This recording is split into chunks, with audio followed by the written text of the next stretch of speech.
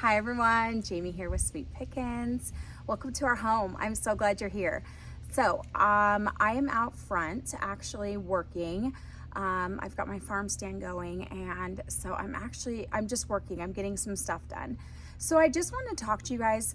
I think most of you guys know I redo furniture a lot, and I do all different techniques. Well, I was gifted this beautiful piece of furniture. This is actually only the bottom. There is a top. However, the top will not fit in our home where I want to put this. So I'm just at this point redoing the bottom, and I may down the road end up redoing it all, top and bottom, but I'm just redoing the bottom. So I just wanted to kind of talk to you guys. If you guys redo furniture or you have an old piece of furniture, this is a vintage cabinet that came out of a doctor's office. Like I said, it's just the bottom part. However, when I found this piece, it definitely needed restored if it was going to go back to its original glory. However, that look just really is a little too traditional for me, and I need it to fit in that vintage farmhouse rustic vibe for our house. So I thought when I got this piece, I was gonna bleach it.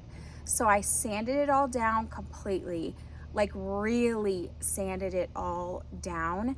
And I had intentions of bleaching it out, and I love that look. And then I was gonna seal it and then put it in our home. So I'm sitting next to it. However, it is a tall piece. It was a big piece. It's very heavy. Oh my goodness. It took everything for me and Jeff to get it out of the truck. It's hundreds and hundreds of pounds. It is so crazy heavy. And the top, I think, in my opinion, is even heavier.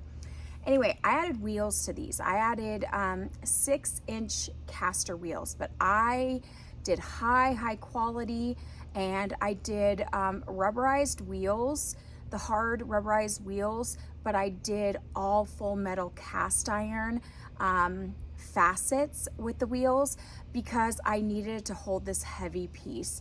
It is beautiful. It is gorgeous. It was in a family. It was a family heirloom, and like I said, I was gifted this piece of furniture. So with that said, when I was bleaching it out, when I was going to bleach it out, so I sanded it all down really good. Now, I know this is going to go in our home, so I know it has to work. So bleaching it was great. So once I got done sanding, which took a long time to get all that off, it had a lot of damaged wood underneath a lot of that stain. Like it had been weathered, like it had seen some water. There was water damage essentially, and there was some peeling and stuff that could be fixed. However, bleaching the wood out was going to make it not, it just wasn't going to work, bleaching the wood out with the damage that was on there. So it went back to square one. Again, this is going in our home, so it has to work. So what I did is I tried out several different stains.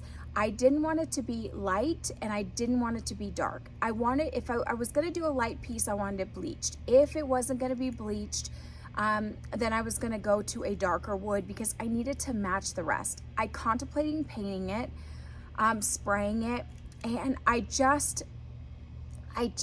my heart didn't sit well with the paint on this piece of furniture.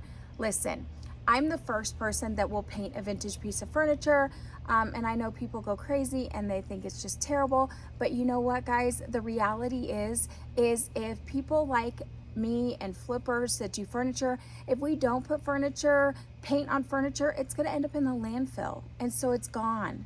It's completely gone. People do like paint on furniture.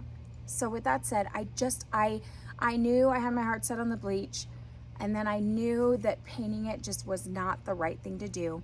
So I got out the stain, and I practiced. Well, I didn't practice. That's the craziest word. I did test strips. I practiced on it. That is funny. I did some test strips on exactly which stain I wanted. I knew I wanted it on the darker side, but I didn't want it as deep as a a cocoa bean black, maybe more of a cocoa bean with maybe a little bit of gray undertones, because I do not like the red undertones on stain at all, even if I'm not keeping the piece of furniture. So I tested it and I finally came up with the color by mixing stain. So that's kind of why I'm talking to you guys. So you guys can see I have done the top and the bottom. Well, the top and this piece actually comes up, so it's not really the bottom. The bottom is not done. It's not done. It has been, it needs wiped down. You could see all the dust. That's why there's all these different colors, is because actually that's dust. So I sanded it all. Again, I gave it a scuff sand, wiped all of it down, the top and this sides. So now what I'm gonna do is I'm gonna lift these up and I'm gonna wipe all the sides on each side down, and I'm gonna go ahead and stain it. So my whole point to coming on to talk to you guys about furniture is, first of all, if you have a piece of furniture that you love, that's a family heirloom, and you're tired of it, do something with it. Don't get rid of it. It probably will hurt your heart in the long run, so don't just get rid of it. If you want to throw paint on it, throw paint on it. If you want to sand it down and restain it, do that. Just remember that there's no right or no wrong, and you are allowed to change your mind if it's not working. So it feels like with this piece, I really had my heart set on bleaching, and here I am doing it a stain. Now I did not do a black stain. I did mix.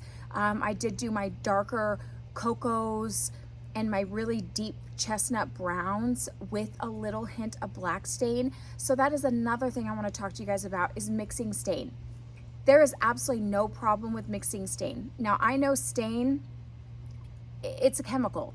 So what I would tell you is, if you are, and listen, I'm not a scientist, I'm not an expert, I've just done this, but these are the rules that I follow.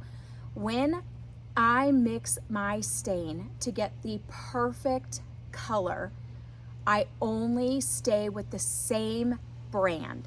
So if I'm mixing, I'll take 3 or 4 of the one brand and mix those to get the perfect color. Now, if I have one from a totally different company, I never mix it. And the reason why I don't mix it is because I just don't know if there's going to be a chemical reaction.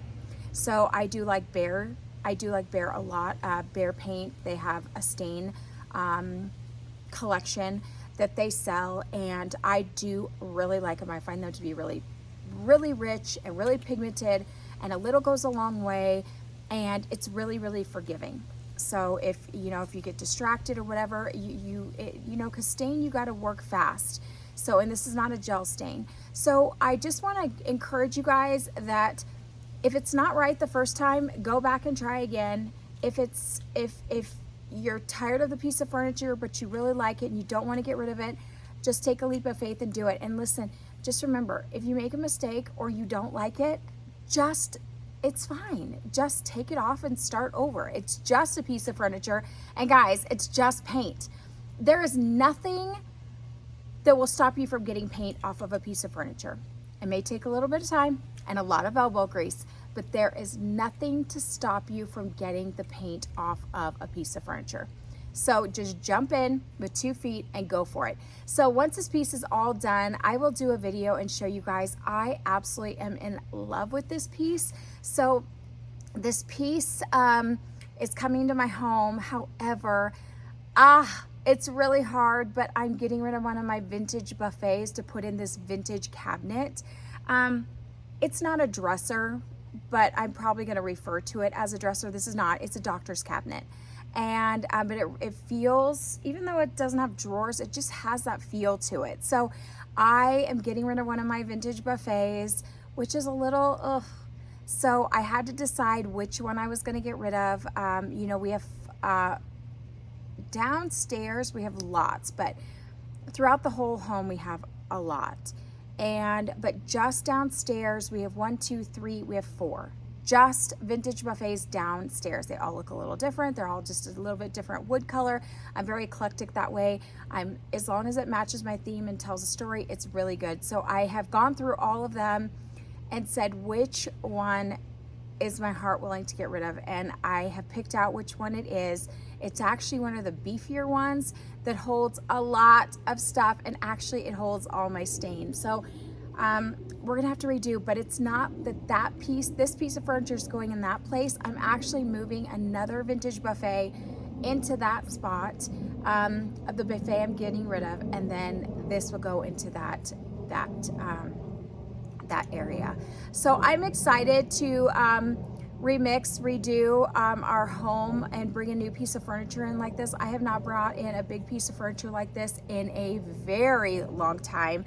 I did bring a dresser in from my booth when I had Painted Tree, when I had the Tattered Farmhouse. I did bring a dresser in, but that's not really a dresser that's probably gonna stay with me forever. It just kind of was brought in the house because I didn't have really room for it anywhere else, so I made room into the house. But I may at some point redo and you know, get rid of. But as far as finding a piece of furniture, redoing it for our home specifically, that has not happened in a really long time. So anyway, guys, thank you so much for joining me. Don't forget to like and subscribe to our channel. You also can follow us on Instagram and Facebook. Just type in Sweet Pickins Reno, Pickins Reno. And then don't forget, we have a website, shopsweetpickins.com. See you guys on the next video.